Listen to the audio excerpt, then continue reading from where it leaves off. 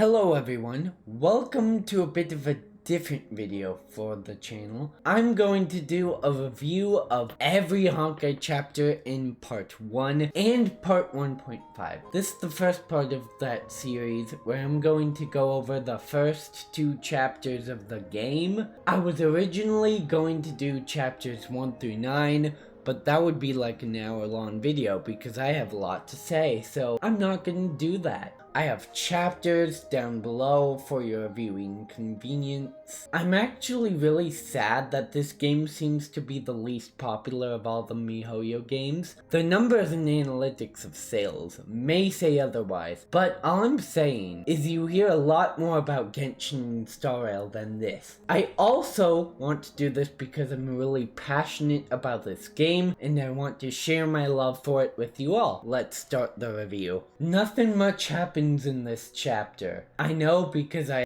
actually replayed this chapter for this review with battle suits that are 100% not meant for the early game.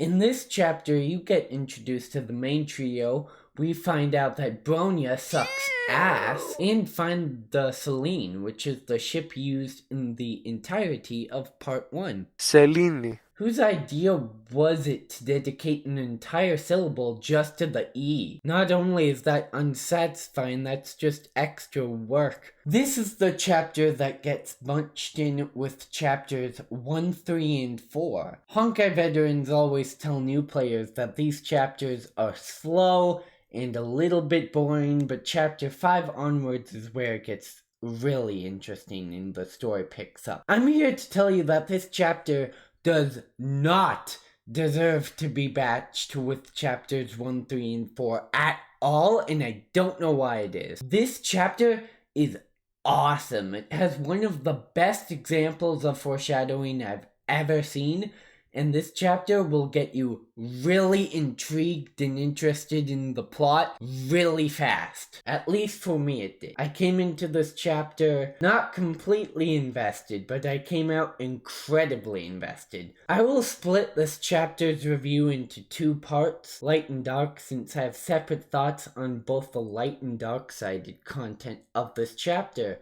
I enjoyed the lighthearted moments of this chapter because it's pretty much the only time the main trio is happy. Savor this because every other chapter is Kiana, Mei, or someone else in excruciating pain. During these lighthearted moments, we get to learn a little more about this world and the lore behind it. We also learn what types go against what, and we all immediately forget about it once we get to chapter 10, but it's real nice that they added that at least. Kiana and Bronya play games together, which is really cute and wholesome. Himiko is a really nice teacher and you get attached to her quickly, which is great. That's about it for the light stuff though. You want more? Too bad, this is Honkai. Let's go to the dark moments. The dark moments of this chapter are very interesting. Kiana starts having nightmares about Siren. These nightmares are so intriguing because on the surface there's not much to them. It's just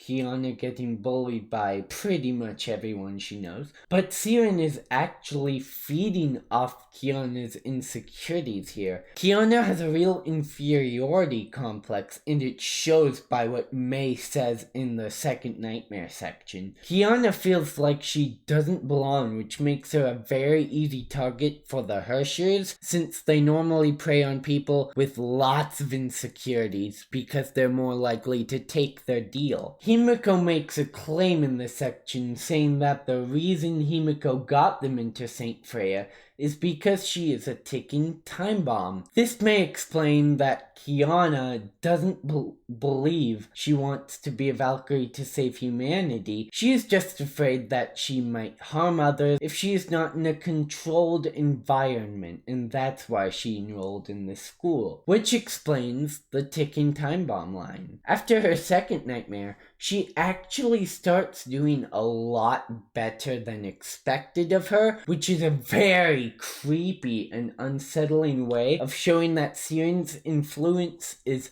slowly working. Rita ending the chapter with a scientific log is a brilliant cliffhanger as well, because it introduced this new experiment component into the story that we had no idea was in the story to begin with, that makes us hungry for more information right away. The reason the nightmare sequence was so appealing to me is because I love villains that mess with a hero mentally instead of physically. When I found out that Siren actually lives in Kiana's head and Kiana was being mentally tortured, I've never been invested in the story as quickly as this. I love this chapter. I will sing its praises until the day I die. It says so much in so little time, which is something that the recent chapters have not been very good at. Easy 10 out of 10 for me. And there you have it. That's the video. I have a long journey ahead of me. This game has 39 chapters and is ongoing. Chapter 40 is coming in on the 28th of this month. So I would love it if you guys would hit that subscribe button and like the video if you like this review, because I will do every single chapter. Hopefully, I will do every single chapter. It may take a year, but the question is, will you be here for the ride? Hope you enjoyed the video.